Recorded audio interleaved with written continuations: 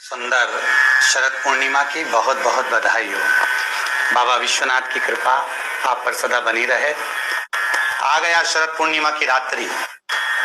बड़े से बड़ी बीमारियां, बड़े से बड़े रोग, बड़े से बड़े बड़े कष्ट इस शरद पूर्णिमा की रात्रि को छूट जाते हैं। दमे की बीमारी, श्वास की बीमारी, अनिद्रा की बीमारी, रात्रि को जगना, ये सारी बीमारियां शरद पूर्णिमा की रात्रि को अगर व्यक्ति अपने जीवन को सुखमय बनाए, अपने जीवन को आनंदमय बनाए तो सब छूट सकता है। शरद पूर्णिमा की रात्रि को पीपल के पत्ते 5 लेकर उसके ऊपर खीर डालकर रात्रि को खा लेने से महाराज दमे की बीमारी, श्वास की बीमारी रुक जाती है। वो बीमारी बढ़ती नहीं है, उससे कष्ट नहीं होता।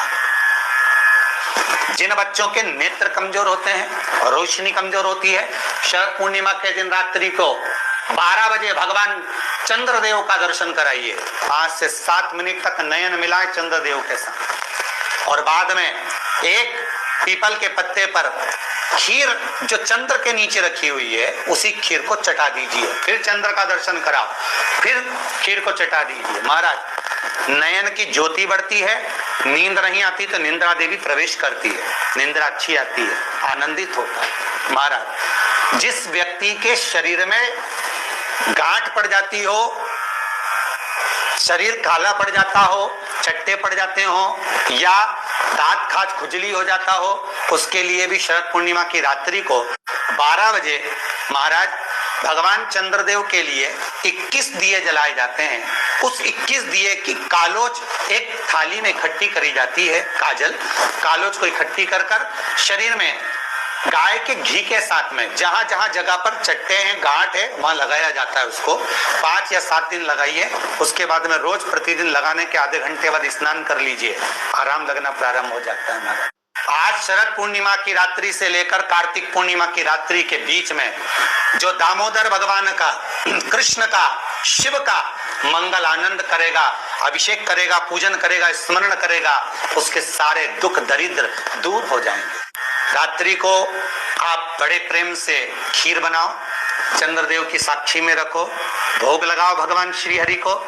बन सके अगर लक्ष्मी की कमी है, लक्ष्मी नहीं आ रही है, व्यापार नहीं चल रहा है, तकलीफ बहुत ज्यादा है, घर में कष्ट है, कर्जा ज्यादा है, तो एक तांबे के कलश के ऊपर, तांबे के कलश में पानी भरना, कटोरी रखना, उस पे लक्ष्मी जी की मूर्ति रखना। लक्ष्मी जी की मूर्ति नहीं हो तो चांदी का सिक्का रखना।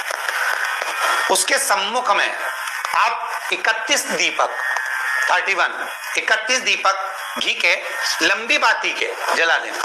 महाराज एक एक कमल गट्टा उस 31 दिए के अंदर डाल देना और लक्ष्मी जी का पूजन करना, लक्ष्मी जी का स्मरण करना, खीर का भोग लगाना, पान के पत्ते पर खीर रखना, 5 पत्ते पर खीर का भोग लगाना और माता लक्ष्मी से विनती करना।